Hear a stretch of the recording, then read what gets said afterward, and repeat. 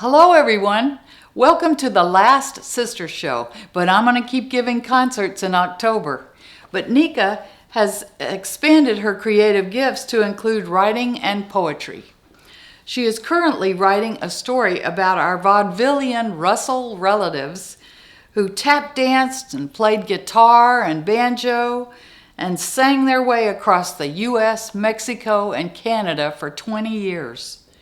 Neka is already a contracted, published author who has had 2 of her stories featured in the periodical called Our Heritage that was first published in 1959.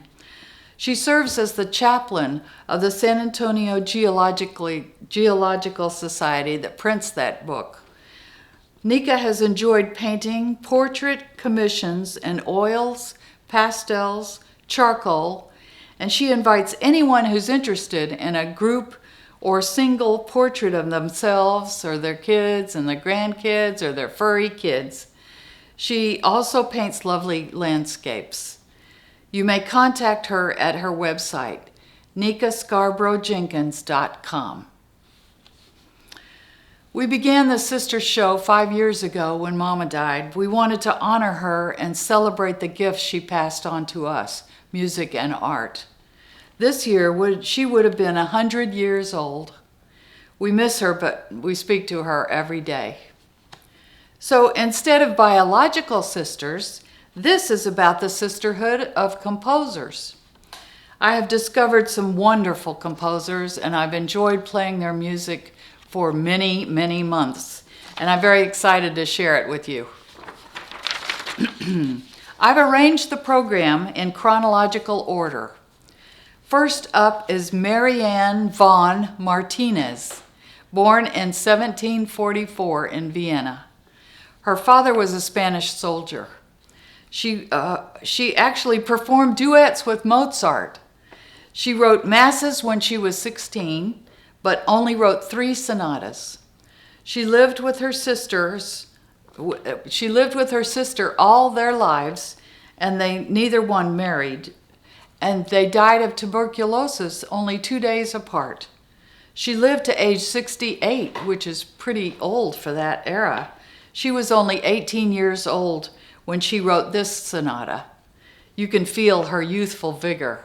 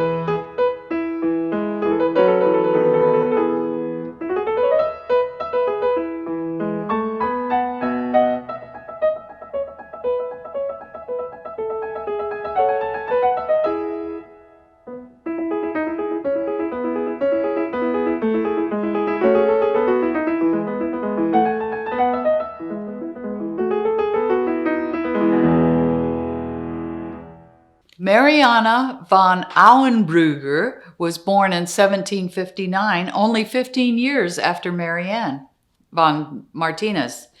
And they were both in Austria. I wonder if they ever met. I bet they did. Marianne only lived 23 years. She was always frail, and she too died of tuberculosis. I couldn't find an exact date for this piece, but we know that she was very young. Even so, she was highly regarded by the music community. Haydn dedicated a series of sonatas to her and her sister, who was also a pianist. See, this is the Sister Show. Salieri published her music at his own expense, together with his funeral ode De Si Piacevoli, which he dedicated to her. Here is the delightful rondo from her sonata in E-flat major. The form of a rondo has a theme that keeps returning. I'm sure you'll be able to hear that. When the theme returns, it's like seeing an old friend.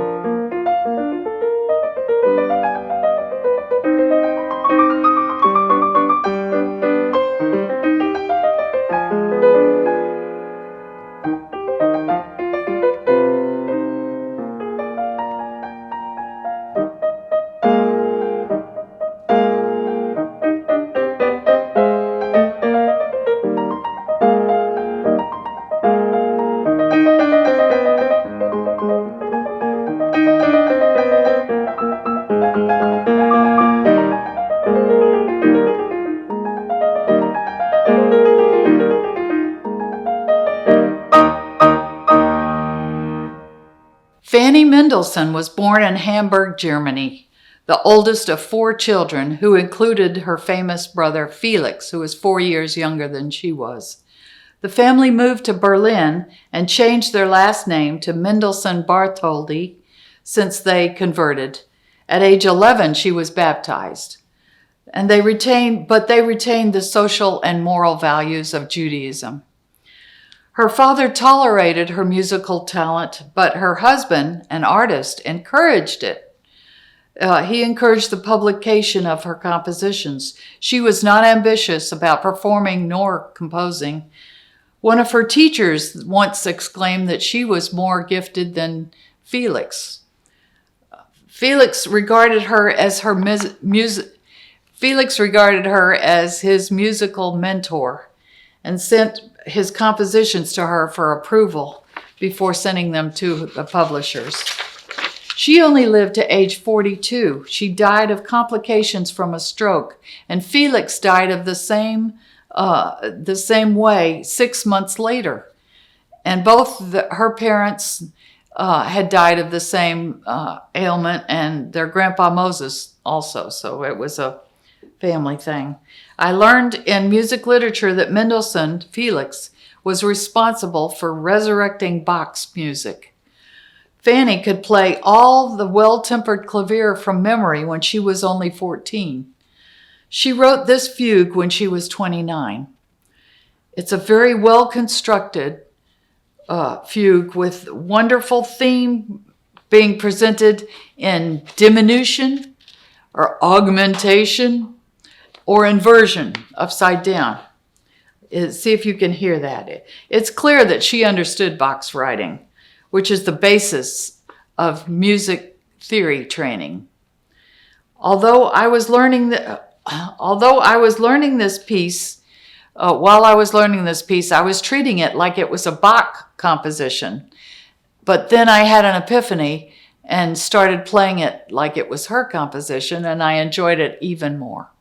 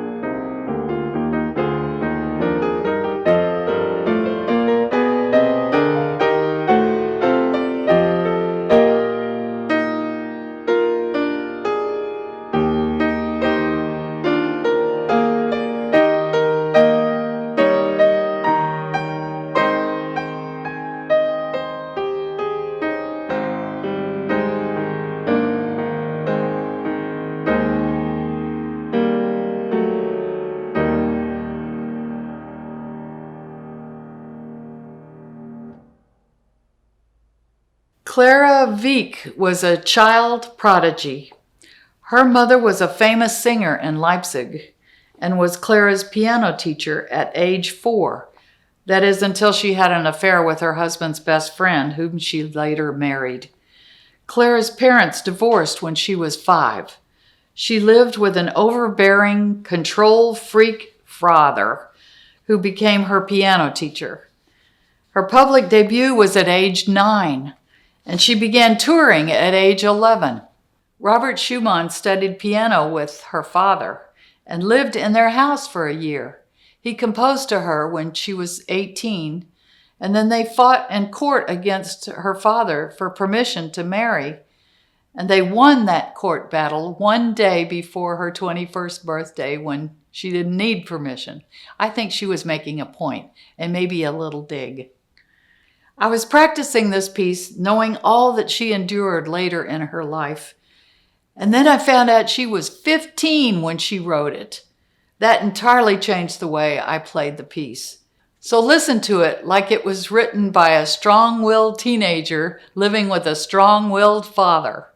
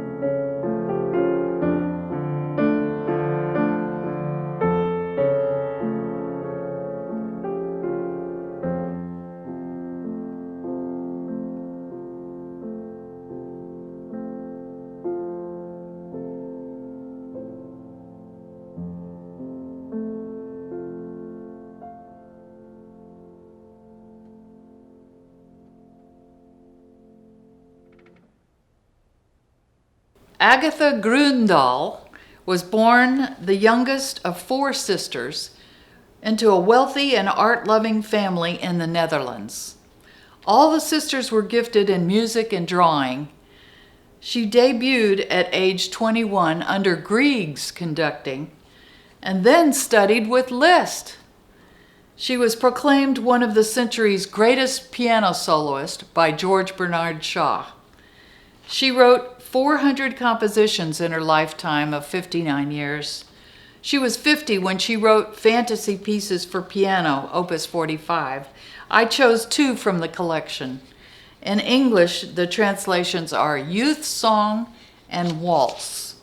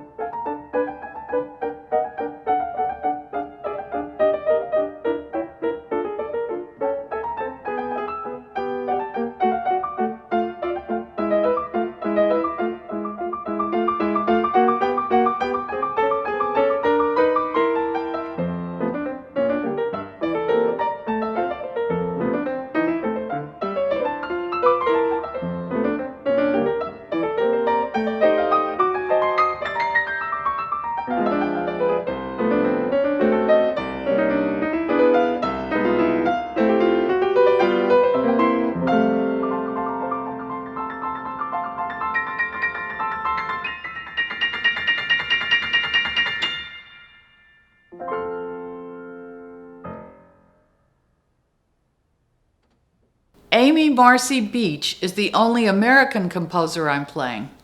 She was born in 1867 in New Hampshire.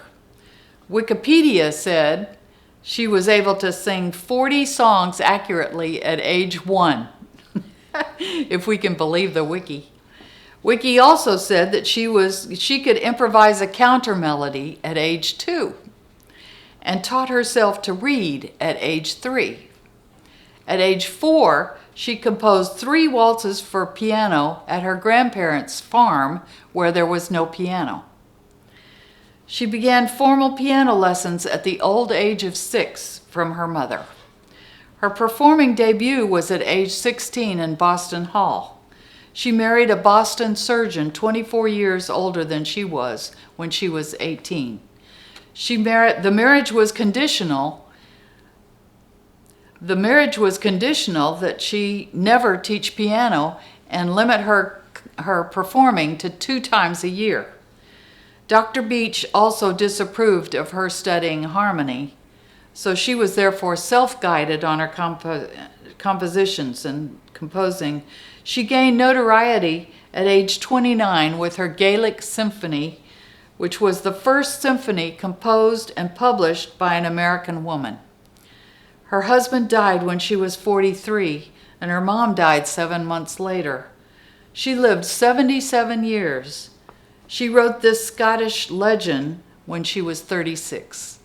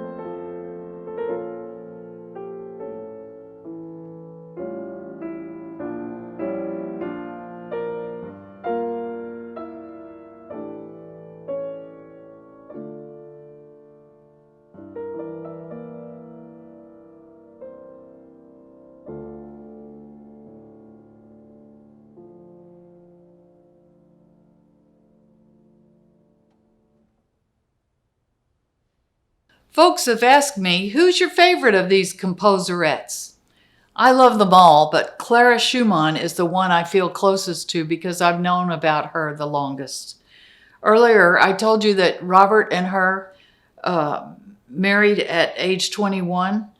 He was 9 years her senior, and they had 8 children together. Brahms was 20 when he moved to Dusseldorf and was warmly welcomed by Robert and Clara. Robert was the publisher of a music magazine, and he gave Brahms a favorable write-up that launched his career. Brahms held them both in high regard and thought Clara was the ideal of womanhood. They had a platonic relationship until her death. Clara was married to Robert only 14 years before Robert's mental collapse led to a suicide attempt. He was probably bipolar. It first manifested when he was 23. He was institutionalized for 2 years after that suicide attempt, and Clara was not allowed to visit him. But Brahms was freely allowed to visit, so he was their go-between. 2 days before his death from pneumonia, she was able to see Robert, but he could only speak a few words. Clara suffered many losses in her life. When she was 28, her first son died at age 1. She was 36 when Robert died. When she was 53, her daughter died, leaving 2 young children for Clara to raise. When she was 60, her 24-year-old son died. When she was 72, her 41-year-old son died, leaving 2 children to her care again. She suffered a stroke at age 76 and died 2 months later. I've always thought Spielberg or someone could make a wonderful movie of their lives. I played Brahms' Variations on a Theme by Robert Schumann on my master's recital. It was part of my dissertation in 1985. At the top of the score, the 21-year-old Brahms wrote, "Variations on a theme by him dedicated to her." He composed them during the time Robert was in the asylum, and he was trying to console her and maybe distract her. I imagine him taking each variation to her for her approval. She had written her own variations on the same theme a year before. That theme was from Album Leaves, that's the title in English, Opus 124. It was a collection of pieces written over the span of 13 years by Robert, and it was begun when he was 22. This theme is number 4. I will play the theme from Robert, and then my favorite variation from Brahms, and this variation is a canon, which is a row, row, row your boat round, and it's in the interval of seconds, which is the closest interval you can have. I think it's representing Robert and Clara's relationship, and maybe Brahms and Clara's relationship, which was very close. And then I'll play my favorite variation from Clara that moves me greatly. She was 34 when she wrote it.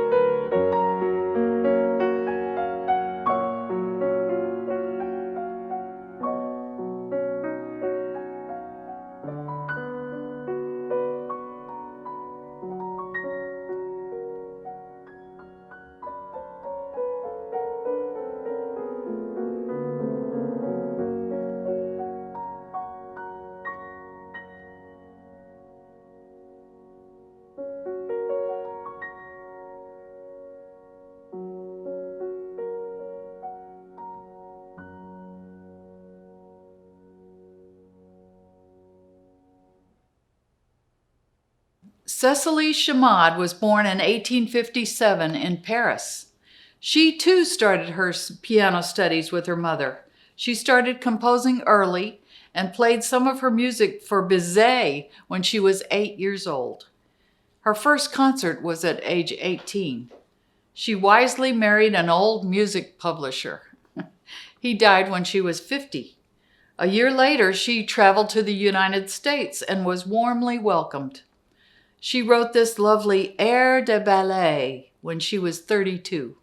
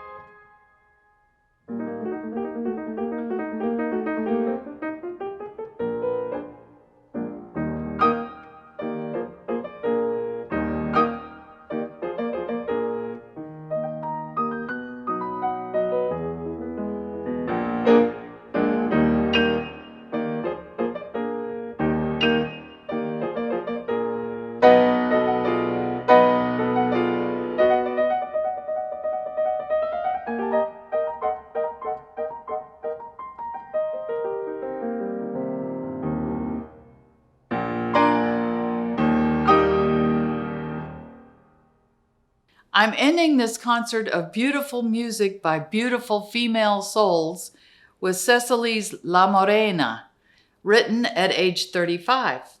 I chose it because it is full of humor. The tempo indication says molto rubato, which means much freedom. I imagine an old, tiny French woman who's trying to make a toast at an event, but she's drunk too much wine, and she keeps nodding out and then waking up and finishing her toast. Let your imagination go with this delightful piece of joy.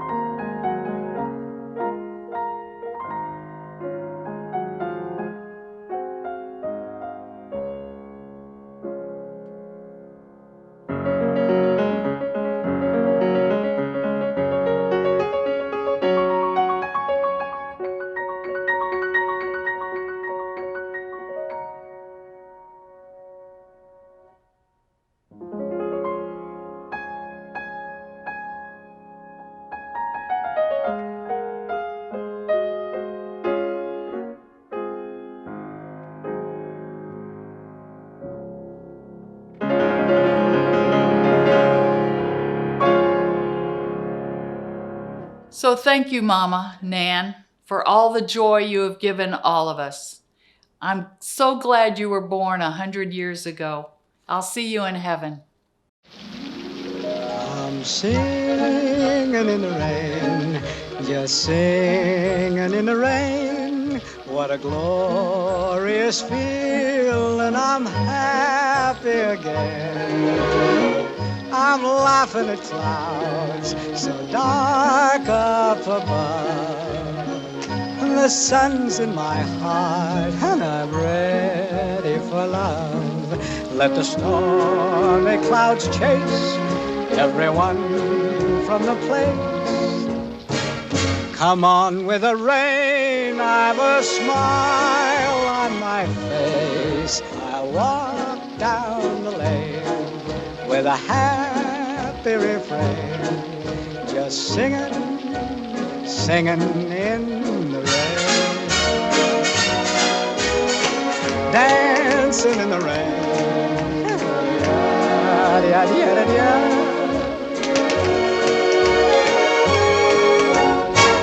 I'm happy again.